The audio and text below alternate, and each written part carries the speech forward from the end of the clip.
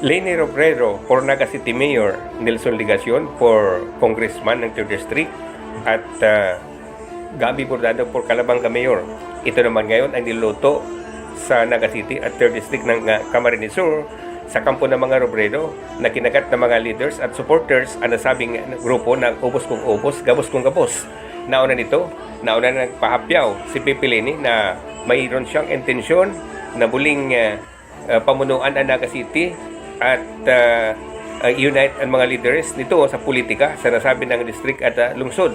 Nauna nito, si Mayor Delegasyon naman ay nagpahayag na siya ay kakandidato sa pagka-congressman ng 3rd District sa panahon na tumakbong mayor si Pipi Leni Robredo. Samantala, sa bayan naman ng Calabanga, si Congressman Gabi Bordado ay nag-anunsyo na siya ay nagkukonsulta ngayon para tumakbong alkalde ng sabi ng bayan na nasa loopan ng 36 ng probinsya ng Camarines Sur. Dahil dito, pag na-realize ang nasabi di umanong grupo, ang Robredo, Ligacion at Bordado, ito ay malaking bagay para sa ikatlong distrito ng Camarines Sur ang pagkakaisa nito dahil ito ay isang dream team. Samantala, inayon na naman ng mga leaders at supporters ang nasabi ng plano niluluto para sa politika sa Naga City at 2nd District na Camarines Sur kontra sa mga Villafuerte at Magtuto na magkakasagupa sa darating na 25 local and national election. Yan naman ang ulat para sa Bunyog Kabikulan. Ako si Kabunyog Ernie Marfil. Certificate of residency. Sertifikasyon na naka-star siya sa Concepcion Pequeña. As in, nagpaluwas ba ninsiring na certification si Kapitan Francis Mendoza. Yeah. Sir, anong basa mo kan movement niya? Nagkuha pong siring na certificate of residency, pwedeng gamiton, pwedeng dain. Kung gagamiton, gusto sabihin, maparehistro sa Naga bilang botante ka Naga. As in, dahil man po kayan, magiging open itong option na magdalagan bilang mayor ka Naga. Pero pwede man po magdalagan bilang congressman.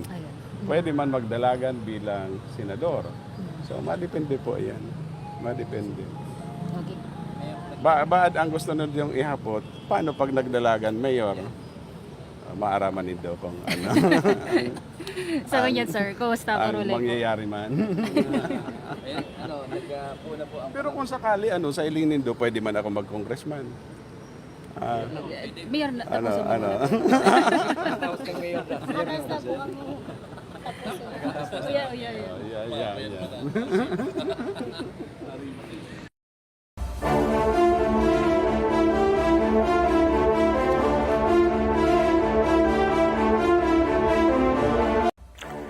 Bumaba ang presyo ng palay, subalit mantinido naman ang presyo ng bigas nitong nakaraang linggo. Ayon kay Mr. Boyet Bihino, Co-op Manager ng Oragon Farmers Cooperative, ito ngayon ang malaking problema ng mga farmers matapos bigyan ng magandang ani ngayong cropping season. Ayon sa kanya, 20 pesos hanggang 20.50 ang presyo ngayon ng palay mula sa dati nitong itinaas na presyo. Ilang araw pa lang na 25 pesos ang presyo nitong ilang araw. Samantala, ipinahayag pa ng manager na posible pang bumaba ang presyo ng palay hanggang sa 18 pesos kada kilo sa dahilang dagsa pa ngayon ang mga umaani o nagpapaani ng kanilang palay ngayong cropping season. Subalit ayon sa kanya, ang presyo ng bigas sa ngayon ay nakapako sa 54 pesos at hindi naman ito bumaba. May posibilidad ito ay tumaas pa. Dahil dito, niya ay nagbibili ng palay sa halagang 20.50 hanggang sa 21 pesos kada kilo para lang matulungan ng mga farmers na mabigyan ng magandang presyo imbes sa ibang kumprada sa nasabi ng lugar. Iyan naman ang Bunyog Balita para sa Bunyog Kabikulan. Ako si Kabunyog Ernie Murphy. Oragon Farmers Cooperative diyaon sa Banawaan Kandiban ng Camarines Sur. Yan, ito ang tendang bodega, bulagan. Sarong dakulang cooperative ini sa 2nd District asin komponido ning ginatos na miyembros kan kooperatiba na anas miyembro na benepisyaryo kang Oragon. Yan. Mahiwas na kumaan sa Banawaan Kandibanan na nagup ka ni. Artist na yan. dapiti na sa presyo kan paroy. An paroy ngon yan, nagpipresyo na siya ng 20 pababa. 20. Samantalang ang co-op nagbabakal pa din sagod sa 21.50 ang Uragon Farmers. Yan. Partis pa ini kang kaumahan sa libanan na sabi kang NIA, National Irrigation Administration, ang limanan pa man giraring ngunit ng mga panahon, ang may pinakadakulang pigpupudusir na paroy o rice granary, asin siya man ang may pinakamahiwas pang irrigated na agricultural land sa probinsya ng Camarines Sur asin Rion Bicol. Inulit sa presente ang National Irrigation Administration siga ang operate kan mga makina kaini tanganin pa sa katon ang mga tubig o ang irrigation gikan sa mga salog pasiring duman sa kaumahan. Yan, kaya mahiwason ang kaumahan kan banwaan ng Libanan, Camarines Sur na yung na hihiling sa pictures. Yan po, kaiwasan.